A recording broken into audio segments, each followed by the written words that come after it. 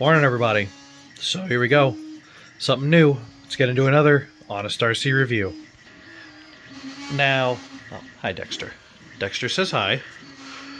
Get down. Now, if some of y'all have been watching for a while, you would know I love trophy trucks. I've got the Baja Ray version 1. This is the old one. And I've got the Kyosho Outlaw Rampage Pro. Two-wheel drive motor over axle trophy truck, four-wheel drive shaft driven trophy truck. I love trophy trucks. They look badass while driving with the realistic suspension, the scale look of it all, and they're just a hell of a lot of fun to drive. So, got me another one. This here is the FTX Zorro. Now, this truck is a 10th scale trophy truck. Yes, on the outside, it may look like kind of like a slash, maybe like a, maybe it just kind of looks like a four-wheel drive short course truck. No. This is a full-blown trophy truck. We've got independent front suspension, solid rear axle. Boom, there she is. Now, FTX is a brand that's not sold in the United States. They sell to the UK, they sell to Australia. So, you have to, if you want one of these trucks, you got to pick them up on eBay through a reseller. Which, the price isn't too terrible, because you got to convert it from, US dollars to British pounds. And, the conversion, I don't know the numbers off the top of my head, but this thing was about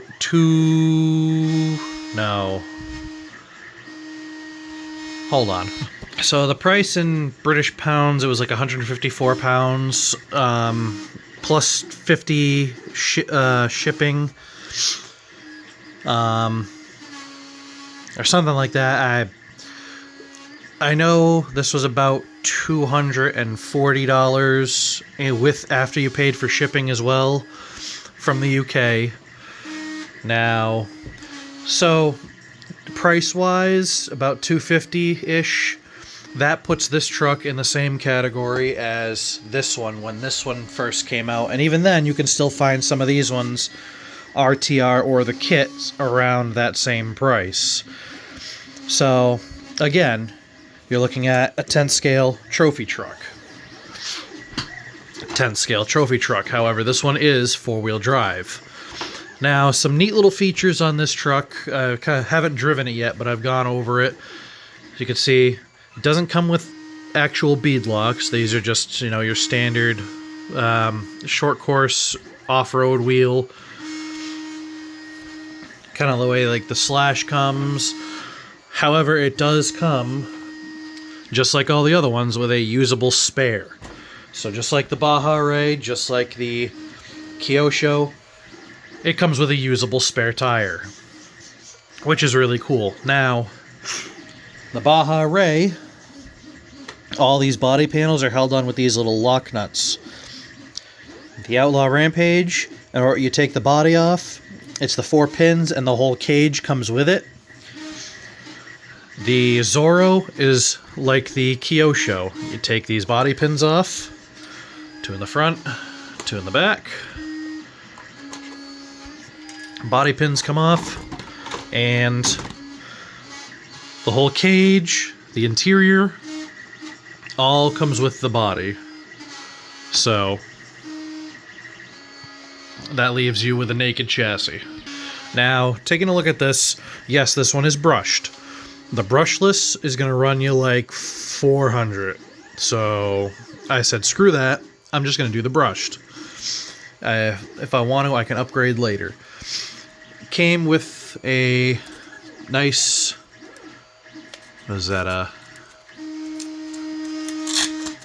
haven't even looked at the battery yet. Came with a 1800 milliamp 7.2 NIM pack with Tamiya connectors. So it comes with just a little battery just to screw around with out of the box, and your charger that they give you. Now again, over here in the US, this charger is useless to me because it's got the UK plugs, and then I assume these plugs are for Australia maybe, or somewhere else that's not here. So the charger and the extra plug, useless to me because I'm over here in the US and we don't do that kind of dumb shit here. So, but it came with a battery, just a little 1800 mAh pack. The ESC is this nice kind of, you know, rebranded Hobby Wing looking ESC. It's got light, you know, 2S. It can go up to 2. I think it says it can go up to 3S, but I run 2S on everything, so I'm not really worried. It's got these nice, you know, you can adjust it for LiPo and NIM, forward, brake, reverse, boat mode, or just forward and reverse. I'm leaving it in the FBR mode for right now. If, you know, the brake's a little too aggressive, I'm just gonna, you know, take that pin out and just run it in forward and reverse. The chassis setup and design, I'm a big fan of it, actually. You know, you got the motor right here. I assume if you wanted to change out the gears, you've got 1, 2, 3. Yeah, you've got, you know, 7 screws, and that removes the cover, and that pops, you know, the ESC bridge off, and that gives you access to everything. The servo is open, so you can swap out horns, swap out servos. Something breaks, you have access to it. I really like that. You know, the chassis is pretty simple, but it seems pretty robust. Like, there's a little bit of flex from the front if you hit something. It's got these really nice shocks on it. I haven't adjusted anything or messed with anything, but I'm liking the stock black and blue plastics. I think that looks really cool. These nice threaded aluminum shocks. Now, adjustability wise, you've got all these adjustment points on the trailing arms here, and my god, can you change the adjustment on the fucking shock tower, because holy shit. Now that is nice. I think, let me look here on the Kyosho. Yeah, the Kyosho only has one mount point for the top. And the Baja, again, only has two different mount points up top. And I got aftermarket trailing arms, so I got a couple of different mount points on the bottom there, but the stock trailing arms for the Baja were only one. Let's look at the trailing arms in the Kyosho. They got 5 adjustment points on the bottom of there, so adjustability wise, you can set this thing up rather nicely. On the front, we've got, looks like we've got two different mount points you can adjust to for the front shocks, and all these adjustment points for the rear. So setup wise, it seems like you can really set this thing up to be crazy. And even they've got all these adjustment points for these the little sway bars back here. So I mean, so far I'm pretty impressed. Now, the electronics, again, it's just this kind of Hobby Wing quick run look-alike. Very basic setup. Haven't really busted into the receiver yet, but from what it looks like, Here's the remote. If that doesn't look familiar to you, for a lot of people, however, that may look very familiar because this remote, it's the same thing as this remote, the Red Cat remote, which is also the same thing as, I believe it's Fly Sky. There's a Fly Sky 2-channel that looks identical to these because it's all the same shit. So it's got a decent remote. Only issue I really have with these style remotes is they take 8 fucking AA batteries. Unlike, you know, my Spectrum DX3C that takes 4 AA's. You know, I got an HPI remote that takes 4. So I mean, aside from the remote needing 8 AA batteries, again, I haven't done anything with this yet. I've just, you know, it arrived last night. I took it out of the box. Just going over it, looking at it. You know, it's very simple. Even here, you've got adjustment points for these upper links back here. All the front camber and toe link, all fucking adjustable. So, I mean, for what you're paying for, it seems like a really good chassis. Let's see, these plastic? Yeah, these are plastic. Plastic rear drive shaft, metal up front. So, I mean, I'm sure it'd be easy enough to swap this out for a metal one. You could probably get a metal crawler one and slap it on there and call it a day. So, I mean,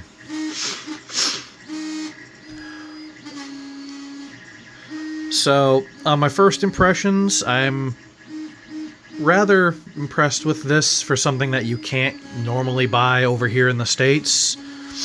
It seems like it really, you know, it's got a decent chassis. It seems like it's pretty easily, you know, worked on. Everything's pretty open. There's nothing too complex about it. Like, if you want to do a motor swap, or if you want to change the gearing on the Baja Ray, you have to remove that panel from the bottom and drop it out at the bottom, and then change all that shit. On the Kyosho, it's pretty easy. Take the tire off, and then, you know, take the tire off so you got access to the gear cover. Swap the gears. You know, that's pretty simple. The Baja is a little bit more complex, but it's pretty simple. For steering, if you want to get the steering servo for the Baja, you have to take all sorts of random shit off. I had to do that in the middle of a race, and it was a pain in the ass, but the steering on the Kyosho is fairly easy. It's 2 screws to release the servo, but because this doesn't hook up, the steering on this thing doesn't hook up right to the servo like most trucks, or go through some basic linkage. It has an actual rack and pinion, a plastic rack and pinion. So that one's a little bit more complex for the steering. That one, the only part about that that's complex is how to get into the steering, because in order to get into the servo, you have to go through all this plastic shielding, and it is a real pain in the ass, especially in a crunch when you're in the middle of a race. Whereas this one, it's got your kind of your same basic steering linkage as a Slash or like a Tamiya TT chassis. It's just basic. Goes from there to this little bit underneath there to another link. It's open, it's accessible. If something breaks, something bends, you can replace it easily, it seems. I mean, it looks rather easy to work on, so I'm not too worried about that. I'm probably going to have this thing out there running today. while I'm out there doing my thing, my normal Friday shit. So let's get the body back on. Now that the body's back on, you can see like stock, the ride height is, you know, it's got that rear droop that most trophy trucks have. I've kind of eliminated that on both of these trucks by, you know, tightening up the rear suspension a little bit, because I'm not a whole fan of the dragging my ass like my truck has worms sort of look. Squatters. But, you know, not a huge fan of the squat rear end, but so I might tighten that up a little bit just to keep it so that way, you know, it sits nice where it's supposed to, while still allowing the suspension to do its thing. But I mean, as you can see, I haven't touched this at all yet, and this should be a very fun, very very quick truck, and I'm kind of excited to drive it. Now here we have a size comparison. All three trucks sitting next to each other. Now the Baja Ray, when this one was brand new, it was around 400 to 450, brand new. As you can see, it is the biggest of the three. Now these are all still 10th scale. This is not an SBR, it's not a Super Baja Ray, it is a version 1 Baja Ray. The wheelbase is longer than these two. It is wider than the Outlaw, and it seems to be the Zorro is also wider than the Outlaw, but not quite as wide as the Baja. So let's just stick that on top of there. Yeah, the Baja is ever so slightly, maybe by a couple of mils, wider than the Zorro, but the Zorro and the Outlaw are the same wheelbase, just about. I think the Kyosho is maybe a hair longer. Yeah, the Kyosho is just a hair longer body-wise, body and chassis-wise, just a hair longer wheelbase-wise. So, size comparison. Again, when these trucks were brand new, that one was about 4 to 450, that one was about 2 to 250, and that one is about 250. So, prices and sizes, there they are. That is a damn good looking lineup.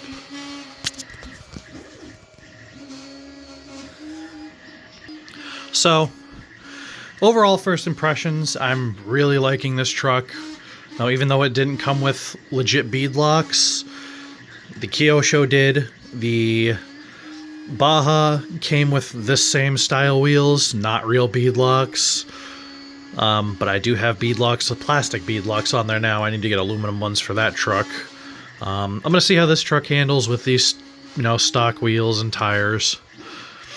You know, and you know, when I do a full-on review of this truck after driving it for a while, I'll get into that in a little more detail, but for what it comes with, I'm rather impressed.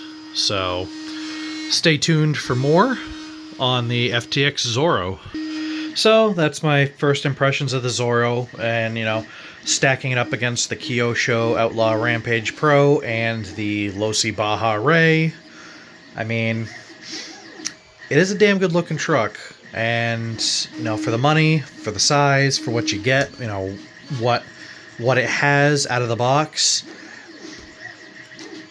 there's a lot to it. It's very basic. It seems like it's going to be easy to work on, so I'm looking forward to, you know, diving into it, driving it around for a while, and seeing, you know, how it handles compared to some of the other trucks that I have, and, you know, just going from there. So stay tuned, everybody. Thanks for watching. If you like this kind of content, feel free to like and hit that subscribe button and the little notification bell to be notified about all my newest videos. If you have any questions about the FTX Zorro or any of the other trucks in my collection, feel free to, you know, ask those questions down below in the comments, or use any of the social media links that are going to be in the description below. Have a good day, everybody.